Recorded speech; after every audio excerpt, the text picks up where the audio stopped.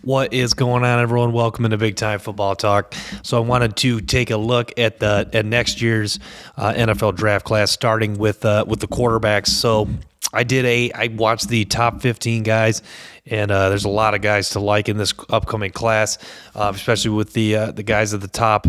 But I'm going to give you my top five. Starting with number 5, it's Dillon Gabriel, out of transferring from UCF to Oklahoma this year. Dillon Gabriel, what a competitor. I just love the way he just, drops back in the pocket, gets comfortable very quickly, can just throw bullets all across the field. I mean, this is a guy that shined early in 2019 as a true freshman, and then really shined big in 2020 as a sophomore for UCF, and then in this year did get hurt in 2021, but transfers into Oklahoma, showed a lot of flashes and promise in big play like he showed at UCF. But yeah, Dillon Gabriel, I mean, it's very good.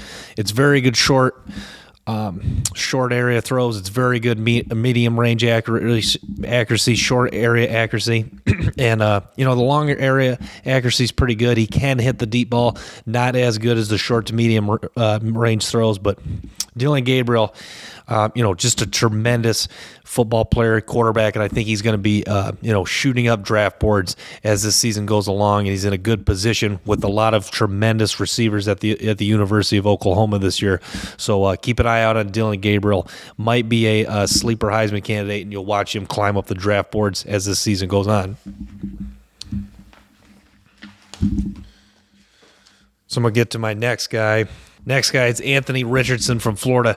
Anthony Richardson, so he comes into Florida, and it looked like Emory Jones was going to be full go, the guy that was, going to ball out for Florida. And Richardson ends up, kind of taking the job from him, plays really well. I wouldn't say really well, but showed some flashes in several games. The LSU game played outstanding. I mean, he's got the size. He's a physical runner. Out of all these in this class, guys eligible, he may be the best runner out of all of them as far as physicality and ability, to make people miss. They run a lot of design runs to Richardson. And it has a quick, fluid release. He's not just a big guy that can just throw it far. He's got the accuracy, short range, medium range, and throws a nice tight spiral. And Anthony Richardson was a guy I have seen some hype around him as of recently, but really just blew me away with what I've seen in a very short sample size. So Richardson, he is a projection, but you got to love what you've seen from Richardson in just the short sample size. And he played well in the Florida spring game this year. As a guy, if he continues to get better, and there's the ceiling's very high for Richardson. I think he has a high floor too. I think he's already shown that. And, not just a big guy that's, not accurate. I compare, I think, Cam Newton, as far as the run ability, I think is a very fair comparison, but I think he could even be a better consistent passer of the football. We're talking about that high of potential. Maybe Cam Newton is a better passer, which is saying a lot, but Richardson, great football player. We'll see what he does. We'll see if he can take another step this year and really live up to the potential. So he comes in my number 4, Anthony Richardson, out of the University of Florida. So my next guy, it's Will Levis from Kentucky. And you got to love Will Levis. Like Richardson, a physical runner, phenomenal athlete. You see plays where he can hurdle defenders, and, knew how to get his guys the football this year. You saw a tremendous connection with Wan'Dale Robinson he had this year. And, it's a quick, pretty fluid release, tight spiral. Very good in the short to medium, range accuracy. And, Levis, you got to like his size at 6'3", 232 pounds is what they list him at. We'll see what he comes in at the combine official measurement. But, yeah, I mean, it's... ability to throw off balance, throw under pressure, get the ball out quickly on, like I touched on, short area throws, screen passes, whatever you want him to do. And like Richardson, it was a guy that you got to see. You didn't really get to see what he could fully do. Kentucky didn't really throw the ball with him a whole lot, especially in several games, several big games. Even in the Georgia game where he played pretty well and threw the ball pretty effectively, they didn't really throw it a ton, but you hope that the Kentucky staff really turns him loose more so this year in 2022, and you'll really get to see Will Levis for what he could do. He's a former Penn State transfer, could not beat out Clifford, but like at Penn State, it's the same thing with Kentucky. Just did not get to display his full ability, and hopefully that will be the case this year. So that comes Will Levis out of the University of Kentucky. He's number 7 for them, comes in at number 3.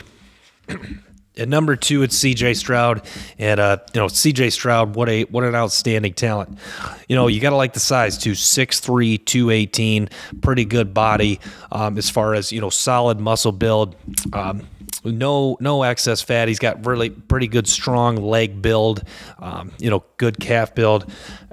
Just 20 years old. Is going to be a redshirt sophomore this year, and you really saw him improve as the season went on at Ohio State. You saw, the Oregon game, he's a little bit shaky, looked a little bit nervous, but, you saw the accuracy was on display. I mean, even though some throws were a little bit high or, a tad behind, you saw as the season went on that, the accuracy really picked up. I mean, definitely a guy that benefited from tremendous receiver play as far as Smith and Jigba,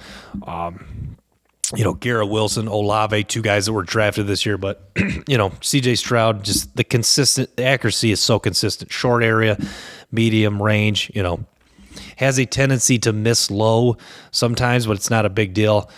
He's shown his accuracy is very consistent, and doesn't miss often on the deep ball. He's in my opinion, the second best deep ball thrower of the guys I've evaluated. The number 1 guy I'm gonna get to in just a second, but C.J. Stroud, outstanding football player. The Heisman hype's got to be real. Most people have him as the number 1 or 2 quarterback coming into this year. Some people have him, as I think Vegas odds may have him the best odds to be the number 1 pick. It's either him, Will Anderson, or a guy that I'm going to get to in just a moment. But C.J. Stroud, a lot of hype coming out of high school. Redshirted the first year at Ohio State, got a chance to shine this year, and really made the most of it. Had a great year at Ohio State. We just went crazy in the Rose Bowl. Him and Smith and Jigba, that connection will be, was on full display in the Rose Bowl, and will be on full display this year. But C.J. Stroud, not the fastest guy, but his ability to throw on the run is very good. He looks to scramble to throw. He doesn't just look to scramble to run and pick up yardage. He wants to make plays, and throws with great touch. I think arguably the best ability to throw with touch out of the guys I've evaluated. So that's why C.J. Stroud, number 7 from Ohio State University, comes in at number 2.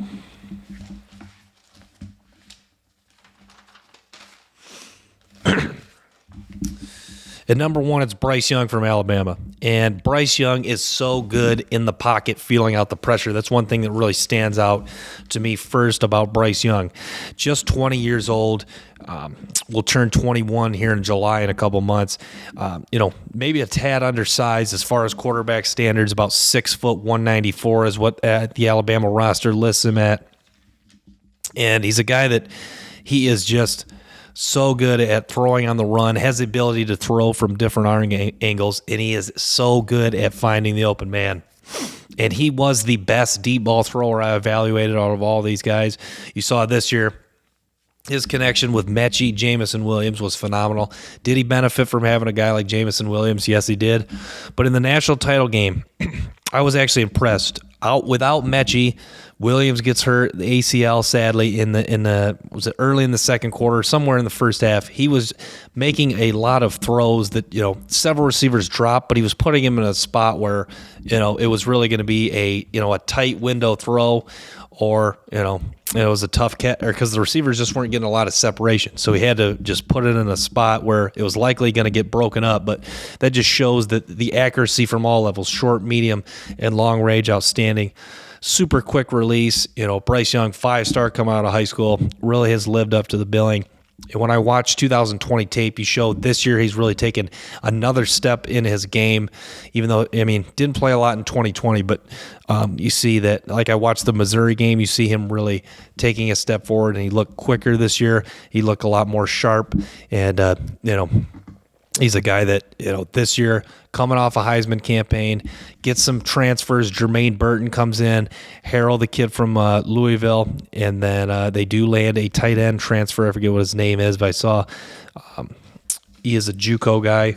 But Bryce Young, as far as build goes, he's got some good muscle tone, good leg build, no excess fat, and it's second year fully starting for Alabama, and most like Stroud, it's 1 and 2. A lot of people have him as the top tier guys, and likely in discussion as the top pick in the 2023 NFL draft next year. So that's the top 5. It's Dillon Gabriel from UCF, number 5. Number 4 is Anthony Richardson from Florida. Number 3, Will Levis from Kentucky. Number 2, CJ Stroud from Ohio State. And number 1 is Bryce Young from Alabama. Honorable mentions, Hendon Hooker. I like Hendon Hooker a lot. You saw this year, Tennessee was overmatched in just about every game they played, and he really competed, makes throws. He's got good size. It's a quick release. He made a lot of very impressive throws in the Alabama game, in the Georgia game. Has the ability to hit the deep ball consistently. And, Hendon Hooker is a physical runner, and he can scramble, step up in the pocket, and, the footwork's very good. Like I should mention, these top 5 guys, the footwork really stood out, and they look comfortable in the pocket. Stroud and Bryce Young, really could go through the progression. Their ability to, read the defense, find the open man really stood out the most. So, that's going to do it, guys. I hope you enjoyed this. I'm going to keep doing these, evaluations for these guys. Running back is next. We're going to take an early look at the top running backs for the 2023 NFL Draft. Thanks so much for tuning in. Stay tuned for more clips and episodes from the show. Till next time, peace.